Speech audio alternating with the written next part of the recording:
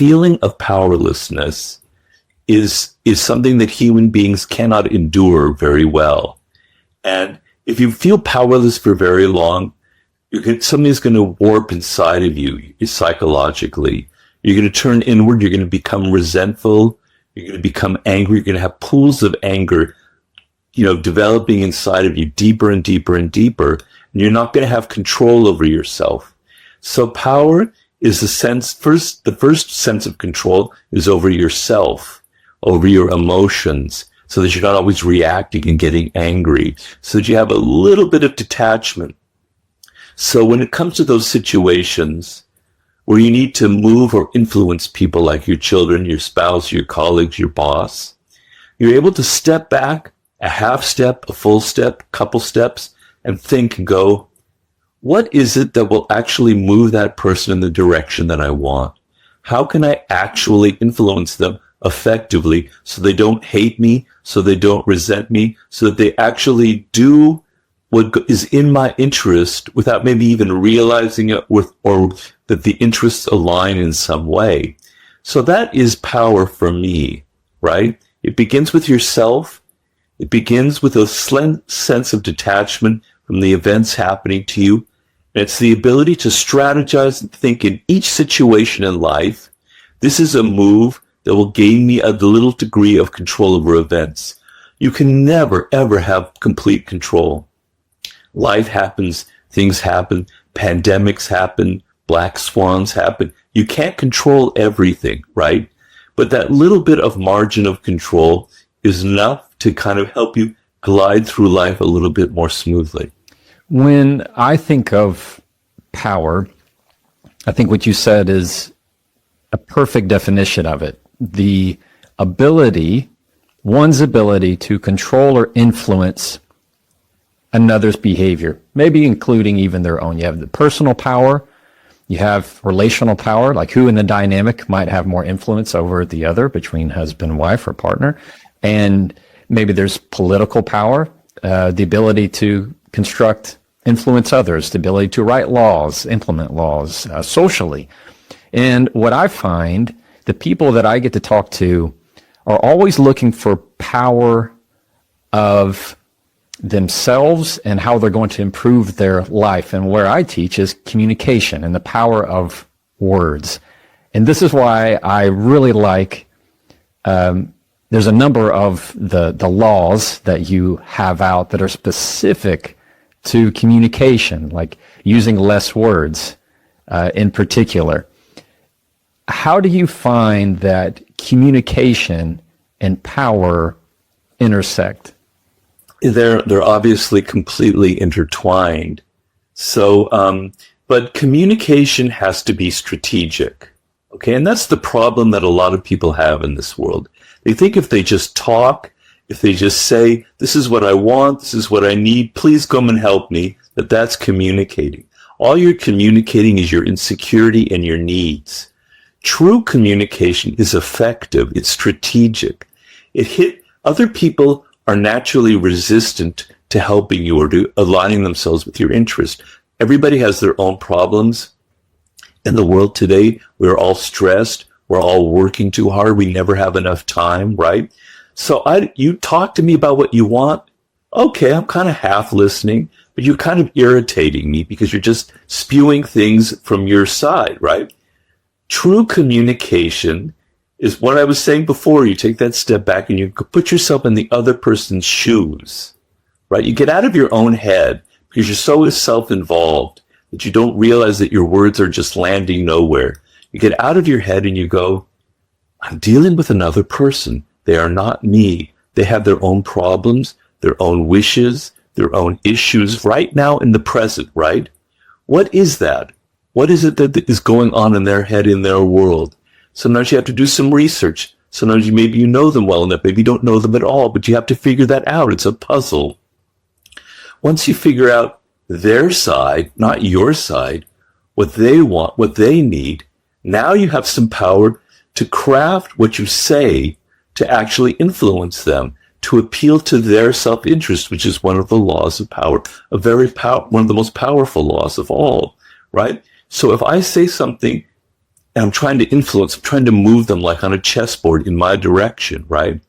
If I say something that appeals to their self-interest while it's also helping me, their eyes will light up. All those defenses that they have will start to go down. So communication is absolutely worthless unless it's strategic. And always say less than necessary is important because the natural tendency for a human being without self-control is just to spew words, just like verbal diarrhea. This is, my problems, my life. This is what's going on with me. This is what I need, blah, blah, blah, blah, blah, right? Just shut up, talk less, and think more about what the other person needs and craft your communication strategically. I wrote a book recently, and it's hard not to, I can't imagine writing a book and not having pieces of yourself in it. When you were writing this book, what was coming up for you in your own life? Are you just studying these elements of influence and control and power? Is it something that you were writing to yourself or for other people? Where did that come up for you? Well, it came from two things. First of all, a very deep desire to help people in this world. My books, I think very, very deeply. I'm working on my 8th book now, so Power isn't my only book. But I think very, very deeply of my audience, right? It's a form of communication, to get back to that, right? And I want to help people. I want to help people deal with their problems in a real way, not just to satisfy my own ego. So I have to think about how my words can actually be absorbed into your daily life. So that's one side. The other side is the book came from a lot of pain, right? So I entered life like most people, kind of naive, kind of innocent. I wasn't a good player naturally, necessarily at Power, right? I made mistakes. I talked too much, probably. I outshone the master, right? On and on and on. I could go through a laundry list of the things that I violated. And I didn't realize that the world is political. I thought when you enter the work world, what matters is having results, is getting things done, is doing things well. But no, I had many, many, many painful experiences, particularly working in the film world. But as I've said in many interviews, I've had 50 different jobs in my life, more than 50, in all different aspects. In every little possible avenue of life, I've had a job. And I suffered deeply. And I suffered deeply from the sense of people are so political. Their egos are involved in everything. You can see their egos as they walk past you, right? I would notice in the office that there was these hierarchies. I worked for a while at the magazine Rolling Stone. And there were these hierarchies. There was the boss, and you could just see this massive ego walking back and forth. Then there were all the other smaller little people working right under him and their egos. And there was little me in the corner as a copy editor, little tiny, tiny little ego. But that's what mattered. That's what made things run, was how well you impressed him, how you talked to the boss, in this case, Jan Wenner. And I thought, this is silly, but this is the real world. And you have to take the real world seriously. You have to succeed in the real world. So the book came from deep pools of pain from my own mistakes and from a deep desire to help other people, because I feel it's the source of a lot of depression and misery in life. You say something or you do something thinking that you're on the right track, it's going to help you, and the next thing you know, you're fired or you're demoted. You don't know why. I felt, I see people around me having these problems. So those are the two strands of the book: a deep desire to help people and a realization that the world is political, full of egos, and that mistakes are very costly and painful, and I made plenty of them. Yeah, well, you're not alone. We've all made a lot of mistakes. Looking back at it now and knowing the impact of the book, and I want to talk about the book specifically that you're writing and going to be releasing soon, is for those who haven't read it, or those who might go, you know what, now that I've listened to this episode, I want to pick it up again. Maybe they have it on their shelf and haven't looked at it in a while. How do you find, and especially being the one that wrote it, that this topic can also be very healing? I get a lot of emails from people that, it's helped them, it's turned their life around, or they've started a business because of the book. Of course, it's anecdotal, so I'm sure there's a lot of stories out there, people who've been hurt, who've been on the other side of the manipulation. I understand that. But what's healing and liberating is to finally have that little light turned on inside of your brain that this is how the world works. I didn't realize that. I thought what mattered was just being myself. I thought that I could just do my job, say the things that I like, dress the way that I like to dress, just be myself, and it was enough. And no, I'm suffering from it. And just seeing that little switch go on in your brain that no, the game is different. It's played differently. There are rules to this game. You can't just come in and play poker and just do whatever you want. There are rules for poker. There are rules for chess. You don't know the rules. You're just playing terribly and you're suffering. And just that little bit of switch inside going, maybe I'm entering this game. Maybe I'm from the wrong angle. Maybe I'm being too selfish, egotistical. I'm too self-absorbed. And I'm not thinking enough about the players in this game. That little switch of your perspective, of how you look at it, can be deeply healing and enlightening because it's not natural to us. As I said, it wasn't natural to me.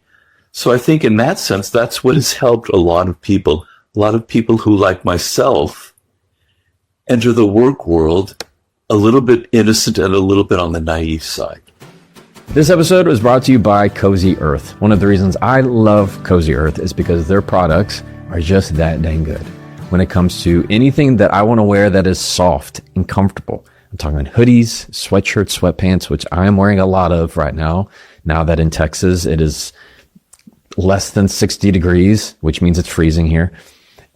From our bed sheets to our bath towels to everything that is quality product, that's Cozy Earth. And I love talking about them because I use their stuff all the time. Go to cozyearth.com/Jefferson, use the code Jefferson and get 40% off. cozyearth.com/Jefferson, get the code Jefferson for up to 40% off. If you're looking for anything in the holidays, you need to go check out Cozy Earth. You will not be disappointed and you will find something that you go, oh, I need this and I need to get it for somebody else, but I definitely need it for myself.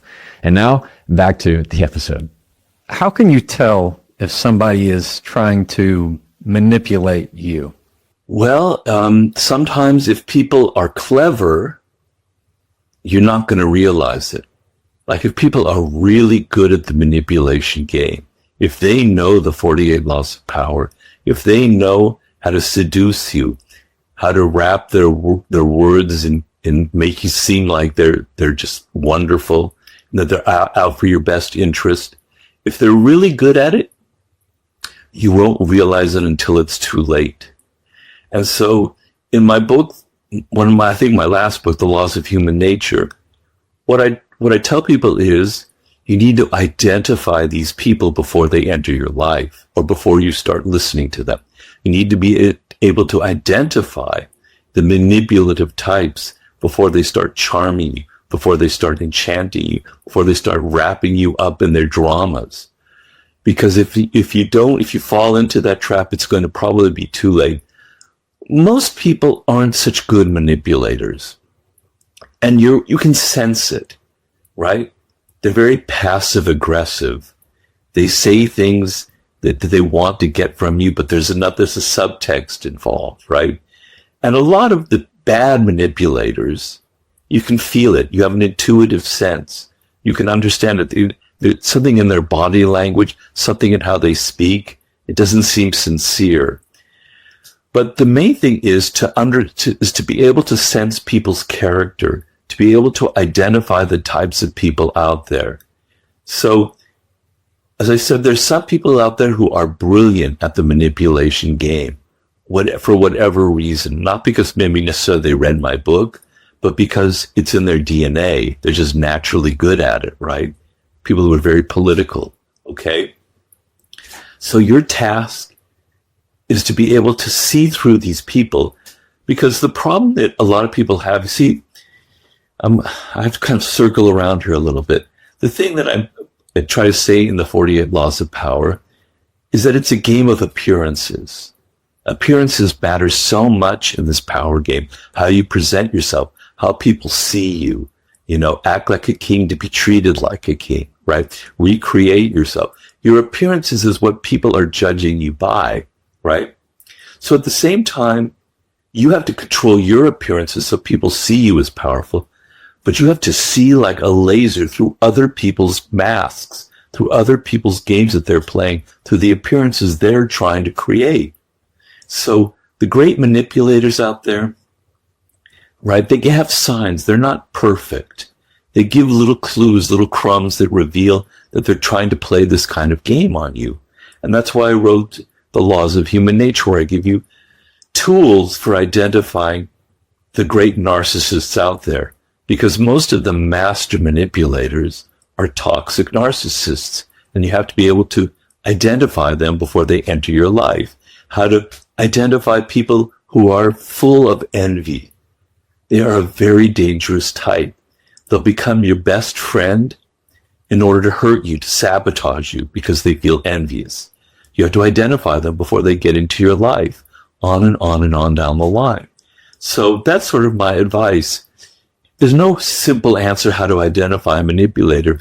It's in their character, it's in their body language, it's the little signs that they give out, and you have to be able to see through people's masks and not always take appearances for reality.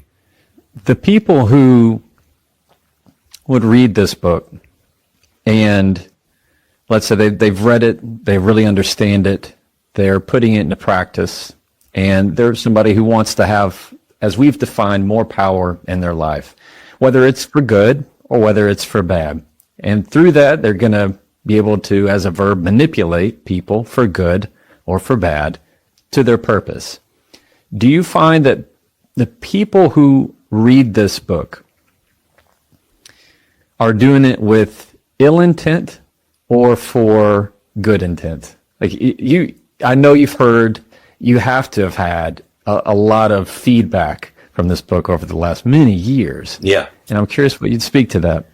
Well, let me clear up one thing, though, that not all of the laws are about manipulation, right? Right. I mean, I guess it's how you define manipulation. But creating compelling spectacles, one of the laws, is, creating something that draws a lot of attention, right? Which is what a lot of life and social media involves. Now, you can say in some ways it's manipulation, but it's also just trying to please people, just trying to bring pleasure into the world, just trying to create a spectacle that attracts attention. I don't necessarily see every law in there about manipulation. But to get to your point, I've said this before, the people who are really, really nasty and evil at the game of power, and they're out there. I would say maybe 3 to 5% of the population would be like that. Maybe I'm overestimating the number. You don't really need a book like the 48 Laws of Power, right? They've been learning this from a very early age. They probably had troubled childhoods. I don't want to get too deep into the psychology of that, but they've been wounded in their childhood, right? And they learn from the age of 6 or 7 or 8. This is how you get people. This is how you string people along. This is how you get attention. This is how you be dramatic. This is what you say. This is how you get mommy and daddy to pay attention to me. This is how, you get the teacher to like me. They've learned this step by step at an early age. By the time they enter the work world in 22, they've been doing this in high school. They've been doing that at college or wherever. They're getting better and better at it. Then this book comes along, the 48 Laws of Power. Well, they don't need to read that. If they read it, it's just going to confirm the things that they've kind of intuitively understood. Now, I don't deny that there's going to be a percentage of people who read that book and go, wow, I can really be nasty in the world. I can really use this now and get a lot of power. And they are using it for bad purposes. I understand that, and I have to own up to that and not I'm not completely naive about how the book is used. But the vast percentage of people, and I know this from the emails I get hundreds, thousands, tens of thousands of them in the last 20 some years, probably hundreds of thousands in the end, are people who are like myself, who are naive, who didn't understand how the game is played, who entered the work world with all kinds of illusions that were bred into them because your parents don't tell you, your teachers, your parents and your schools don't tell you that there are people out there who are manipulative, that the world can't be political, that everyone out there has egos. Nobody teaches you this. All of the books are so sweet and sugary, telling you self-help books, just cooperate. This is how to be a good human being. And you enter the work world and nobody prepared you for the slap that you have from people being so nasty and political and ego-ridden. Nobody taught me this. They glom onto the book like it's, water in the desert. Wow, he's teaching me something real. That's the majority of readers, I believe. I could be wrong. There's no science behind it. I don't have data. Anecdotal data, though, is sort of how I believe it. These are the readers that are attracted to the book. What I have found in my own life is so much of what I have seen and ran into with, especially in when they were early childhood trauma, like what you just talked about. People who are proficient at lying or manipulating or exercising, as we can define, power. It's because at that point in time in their life, there was an actual utility to it. They were able to get mom and dad to stop arguing. They were able to keep the family together. They were able to not get in trouble, to keep themselves from getting abused, or whatever it is. That so much of it they have already learned. And whereas some people might be, like you said, they think everything's roses and they just get hit with the tidal wave as soon as they enter the real world of, wow, it doesn't matter how nice I am. They're going to be rude to me. It doesn't matter how clean I play. I'm never going to get anywhere if I don't do X, Y, and Z. Nobody taught me the true rule, the hard knock rules. Yeah. Is that fair? Yeah. I mean, I wrote a book about warfare, and one of the concepts called the 33 Strategies of War, and one of the concepts in there is what we call asymmetric warfare. And that's what is also called dirty warfare, right? People who like terrorism, okay, or like guerrilla warfare, where the rules are thrown out, where you're willing to do anything. But usually it comes from armies that are much smaller and weaker. And that's certainly the origin of terrorism, right? You're going to leverage your smallness, your small size, your small army, by being as nasty and amoral, and you'll do anything to get power to hurt the enemy, okay? And what happens is, oftentimes, the enemy plays by rules, is good. And so in asymmetric warfare, right, there's also an ethical asymmetry. So I think of things like Putin in Russia, for instance, okay? He's somebody who's willing to do anything for power, as nasty and as dark, whatever works for him and his country is what he will do. When you have these European countries with their democracies and their rules and their organization and their bureaucracies, and they're continually at a disadvantage, facing somebody who's willing to do anything, much more than they're willing to do.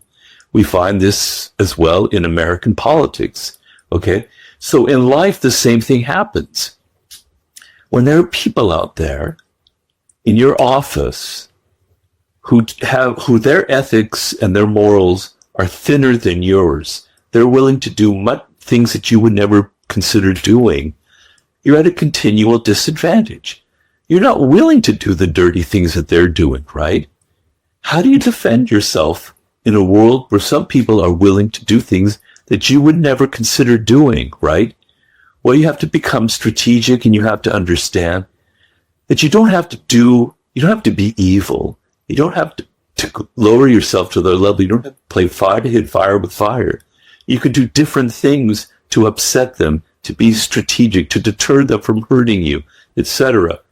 But there's the fact that there are asymmetries of it. There are people who are willing to do things that you're not willing to do is the source of a lot of problems and pain in your life and suffering. And you're going to suffer throughout your life because of that. You know, those toxic narcissists, their gamut of what they're willing to do is like this, and yours is like this. And so, you know, you're constantly being hit by things, and you're not necessarily understanding because you're a good person. You don't necessarily register all the dark things that they're doing until it's too late. Before we keep going, I want to take a second to tell you about Monarch. The holidays are great, but they come with a lot. Travel, gifts, family gatherings. It's one of those times where money moves fast, and it helps actually see where it's all going. If you want to keep your finances under control this holiday season, you need to be using Monarch. Rated by Wall Street Journal's best budgeting app of 2025, Monarch is the all-in-one personal finance tool that brings your entire financial life together in one clean interface on your laptop or your phone, wherever you are. And right now, just for my listeners, Monarch is offering 50% off your first year. That's 50% off. That's half. That's awesome. When you start using Monarch, I promise you, you're going to be surprised at just how simple it is to tie everything together and finally have a full picture. Wouldn't that be nice to see all of your spending, all of your investments, where it's all coming in from, how it's all going out? That's peace of mind. So don't let financial opportunities slip through the cracks this holiday season. Use code Jefferson at monarch.com in your browser for half off your first year. That's 50% off of your first year at monarch.com with the code Jefferson. And now back to the episode. I'd like to read a quote that hit home for me. Understand, people will constantly attack you in life.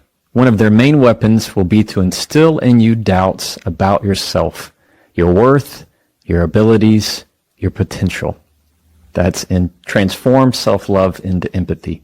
My question is, how do we build communication habits that handle these attacks on ourselves that instill doubts in us without internalizing them? Or how do you handle people trying to instill doubts in you?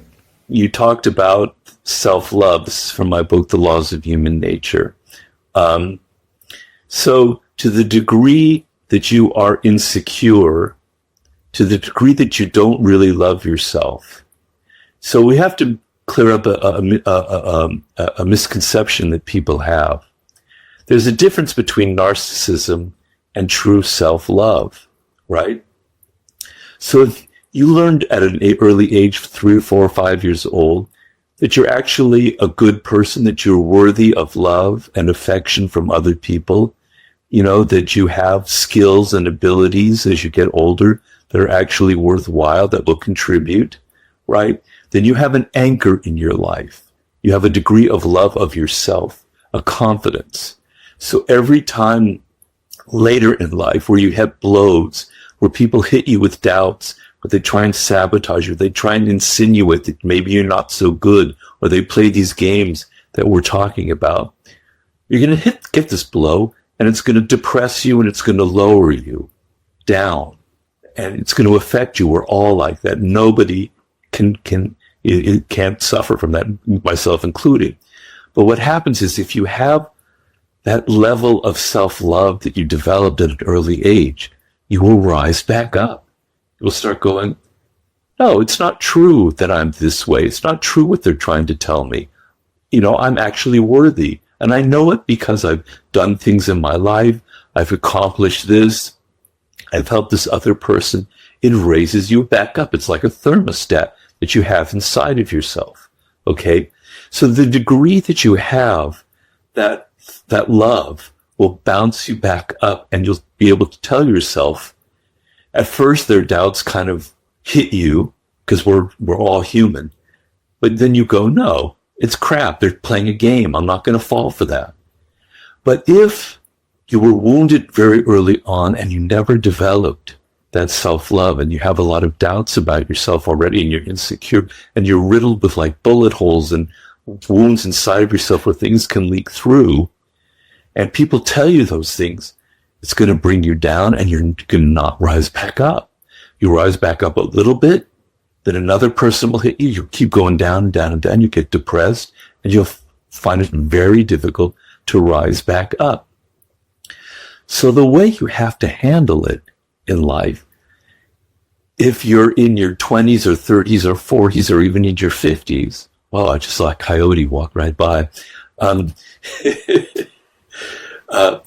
You have to develop it. You have to go back and go, I'm beating up on myself. I have all these insecurities.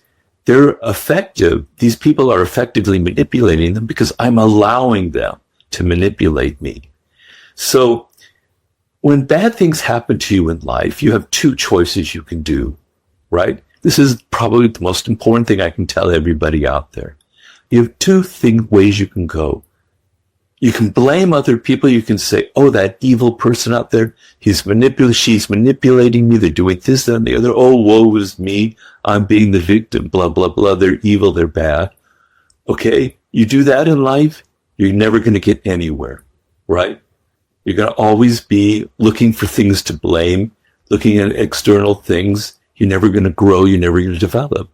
The other thing is every time something bad happens, you look inside of yourself and you go, that person manipulated me. That narcissist got into my life and did all kinds of damage. What is it about me that allowed them into my life? What is it about me that was so innocent, that was so stupid, that believed the things that we're saying? Okay. So if you're able to learn and grow from these events and look at yourself and go, why was I allowing them to hit me and hurt me and instill these doubts, and why did they affect me? What's wrong with me? Well, maybe I don't love myself enough. Maybe I don't have enough confidence in myself. How do I build that up? Well, I have to go back to my childhood. I have to think about the things that I've actually accomplished. I have to build it up slowly, slowly, slowly. And that's how you handle things. But if you can't look inside of yourself and go, the bad thing happened and I have to learn from it and I have to grow, and maybe some of it's my own fault, you're sunk in life for the rest of your life. You'll never, ever develop. I want to take a quick second to tell you about Momentous. Momentous is a sponsor of this podcast. I am so excited to be talking about, because I use this stuff every single day. When I tell you I ingest it and I feel like I am making myself a better person every time I do, it's because that is the absolute truth. Momentous, they make the science of better performance simple. And you might be thinking, look, Jefferson, I am not huge on exercise. I'm not some athlete. I'm not running everywhere. I get it. I do. I get it. Momentous is giving me the nutrition that I know I'm not getting in my very busy day. So here's how I think about it. I know I want to show up my best. That means I need to start with what I'm putting in my body. That has to do with all of my nutrition. So what am I taking? I take a lot of Momentous stuff. I do their whey protein, which is grass-fed. I use their creatine. I use their magnesium, L-threonate. They have a whole sleep stack that I take, which helps me sleep at night. It's restful. I take all their omega-3s, and it's in my fridge. I love this stuff. And I used it before they were ever a sponsor. So when I'm pressing record to talk to you, or I'm stepping on a stage to speak to people, it matters what I put in my body. You can go to livemomentous.com, use the code Jefferson, and get up to 35% off your first subscription. That's livemomentous.com/Jefferson. Momentous. When your moment matters, make it count. And now, back to the episode. I want to make sure and touch on the project you've been working on. I believe it's called The Sublime. The Law of the Sublime, yeah. Yeah, tell us about it. Do you have a release date for it? Well, I'm very finally happy to announce that, yes, it should be out in October of 2026. And That's fantastic. Well, yeah. I mean, I've been working on it for 5.5 years now, and so every day, constantly, it's been a roller coaster. So to see the end is almost brings tears to my eyes. I can't even That's wonderful. handle it.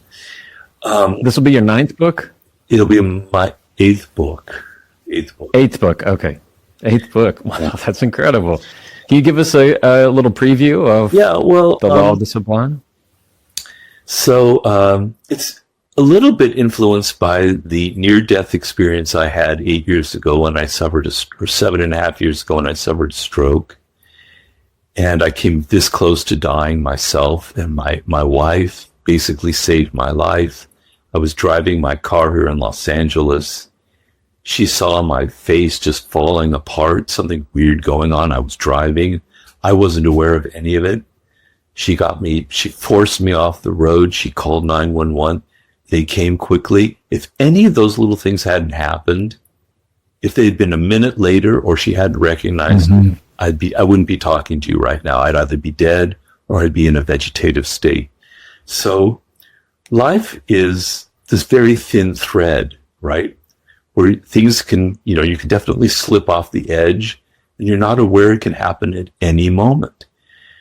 And the sublime is this understanding that to be alive, to simply be alive, to see the world, to see things as they are, to see birds, to see nature, to see human beings, to see that you and I are talking on this instrument right now, which 50 years ago would seem like something from some science fiction story, is utterly mind-blowing.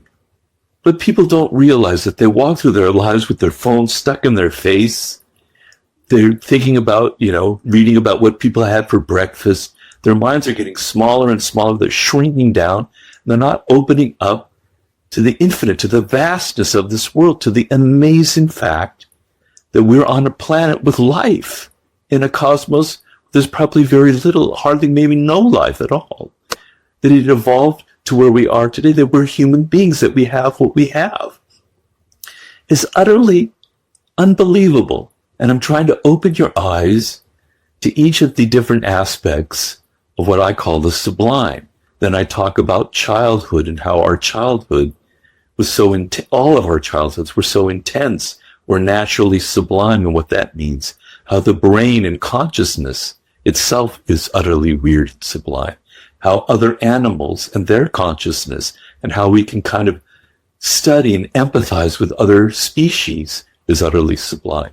Love, which is a chapter, is a sublime quality. History in the past and our ancestors is an incredible thing. I talk about ancient civilizations. I described to you what the ancient city of Babylonia looked like. The ancient world, the cities back there were unbelievably beautiful in a way we can't even imagine, right? So I have 12 different chapters, each kind of going into some of those different aspects.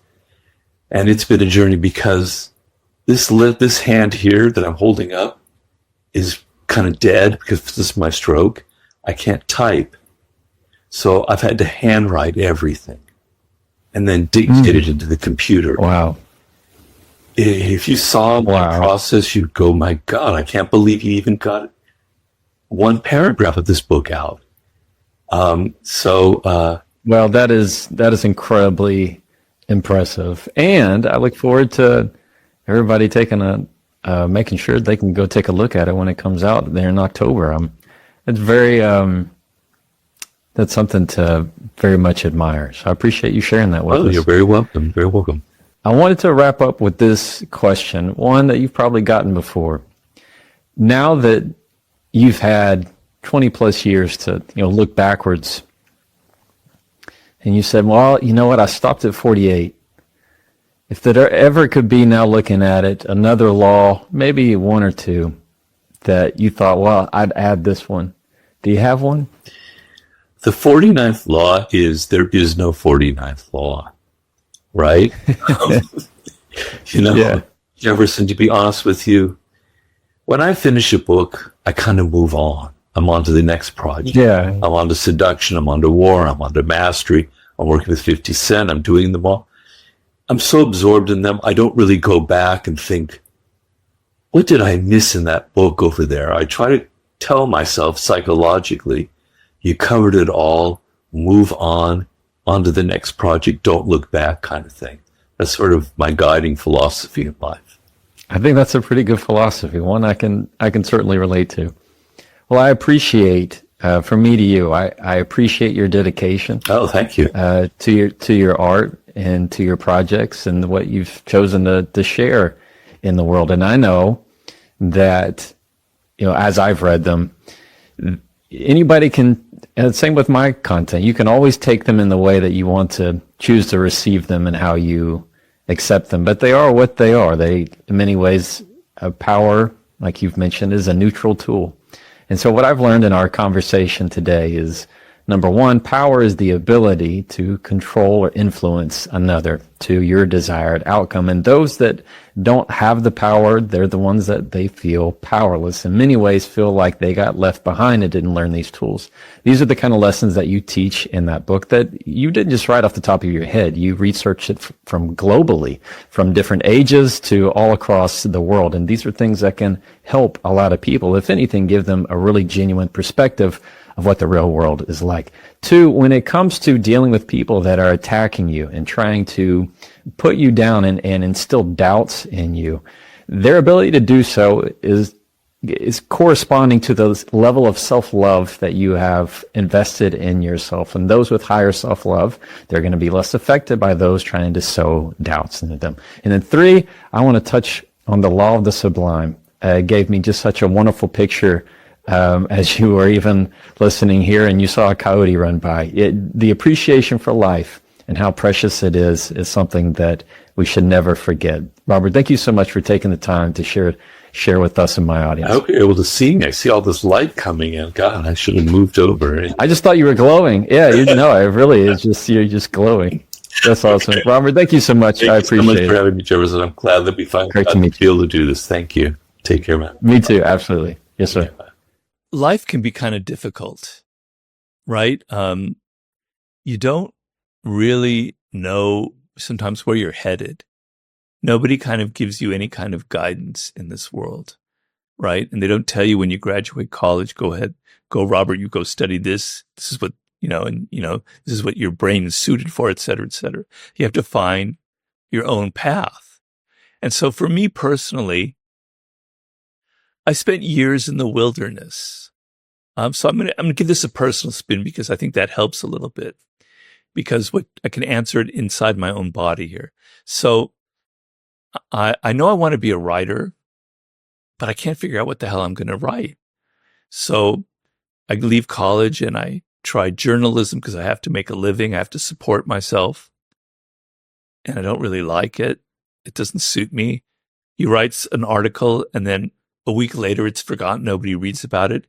And as somebody who studied ancient Greek and Latin in college, I think in terms of thousands of years and not in 3 days or a week. I want something that I write to be read in 3024, sorry.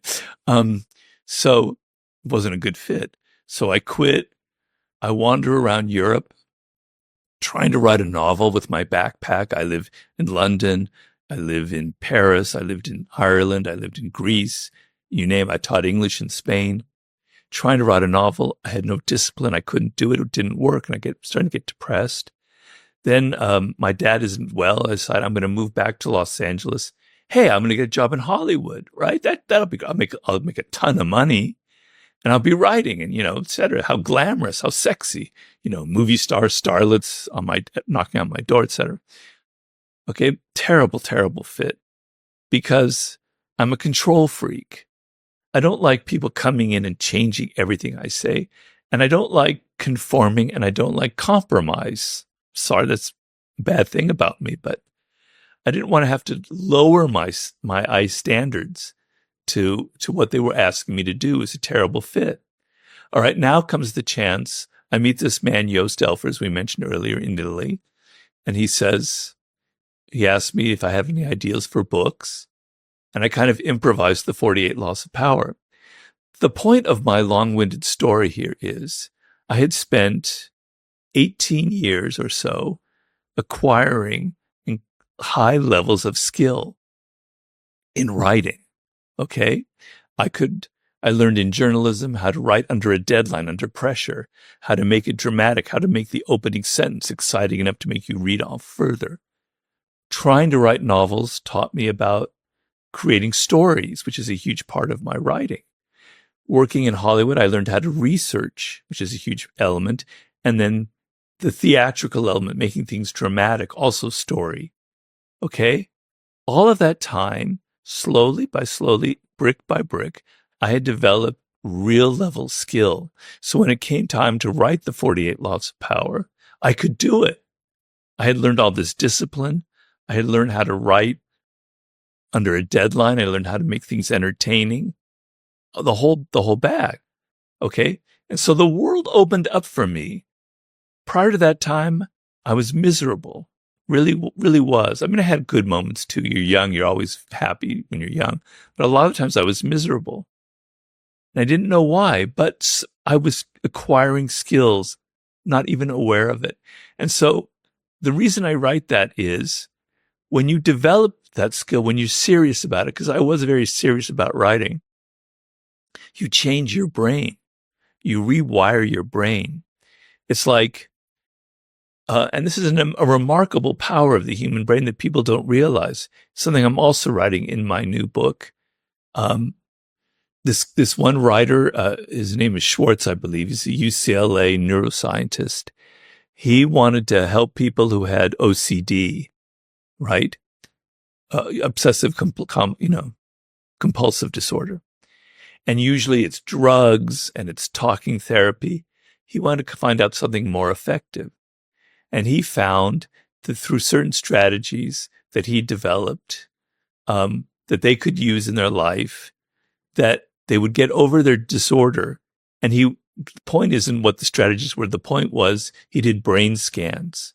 And through the strategies that he gave them to do, which I can't remember right now, the brain scans show that they changed the brain. And his point was, through thinking, through developing skills, you literally change matter. You change your brain. So something non-material like thoughts can literally change material things like the wiring of your brain. You learn skills. You're changing your brain. You're changing the matter of your brain. Things are connecting that weren't connected before. And slowly, if you do it, if you're serious enough, a point will be reached like it was reached in my life, where either you will start a business or someone will ask you to do something like write a book or make a film, and the world will open up for you and you'll be able to do it because you have that. You've laid the ground. You've laid the soil. Everything is there. It's rich. And now something great, amazing will sprout up out of it. When you have no talents, you have no skill, life is a series of endless confusion. You hit this road, you go here, then something else, you go here, then you go here, you end up in a circle and you don't know where the hell you are. When you've got skills, zoom, you know where to go. It's not zoom, it's more like, but your head is somewhere. Yeah. It's not, Yeah. I don't know if we're being filmed, but so yeah. So that's my answer to your question. Isn't it interesting that the accumulation of skills period at the time can be a little bit like being in the trenches?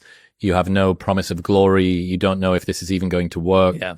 You have no idea whether this is worth it. And you don't even have the context of how the journalism, with the novel, with the Hollywood, with the interpersonal skills, with the guy that you meet in Italy, with the so on, Germany, blah, blah, blah, blah. It's only in retrospect that you get to piece this entire arc together. And I think it's one of the reasons why reserving judgment on whether or not the situation you were in right now is good or bad is probably a pretty good idea, because you just don't know what's around the corner that you've been preparing for that you didn't even know existed. Yes, but there are parameters to it. It's not like it's total mystery in the moment. So, going back to what bothers me about philosophy, we're so caught up in things that are rational, things that can be put into numbers, quantifiable, data, big data, AI, et cetera, et cetera. But the human consciousness is more subtle than that, is more fine-grained. No numbers can actually approximate what human consciousness is capable of. And what we have sometimes is we have an intuition about things in the moment. So maybe in retrospect, I'm creating a story that didn't really exist back then. But at the same time, I kind of knew of the future. I kind of knew that this would happen. I had a feeling of fate. It was always there. It's weird. I know it sounds woo-woo. I'm sorry to say, but it's very real. And I've studied millions of successful, famous people, and a lot of them report the same thing. Sometimes you don't realize it, but your body and your brain has a sense of even the future and of where you're headed, but you're not totally aware of it. So I knew that I wanted to be a writer. So if people don't know that they want to be a writer, they don't know they want to go into engineering, they'll never make those little connections that I was able to make. And having that sense that you want to be a writer, that you want to make films, that you want to start a particular kind of business, you're interested in technology, creates a framework in your brain that kind of changes how you make decisions. You're not totally conscious of it, but not everything in life you're totally conscious of. Things are operating below the level. So it's the chapter I'm writing right now about my Sublime book.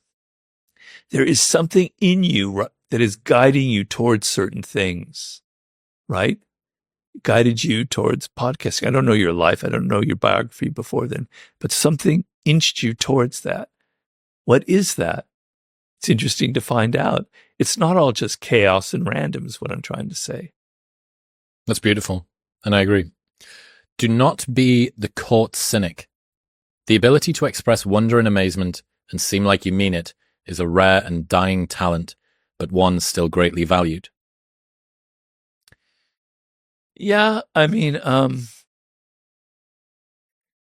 can recall my own childhood, for instance, growing up here in Los Angeles. And I had a very vivid imagination, which I'm not unusual like that. Most children do.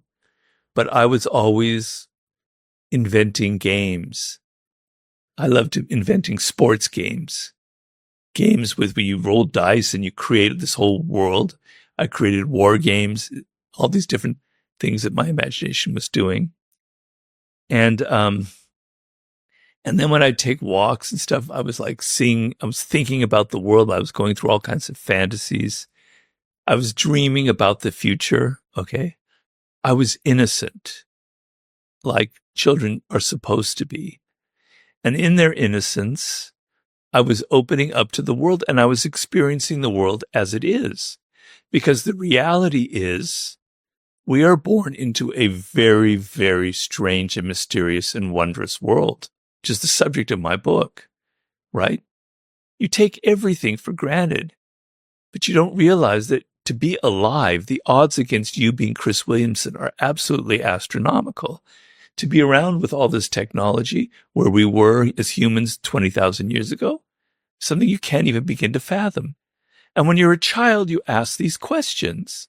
Albert Einstein said the same thing, He said, genius is able to keep questioning, to be that child, to keep wondering about things.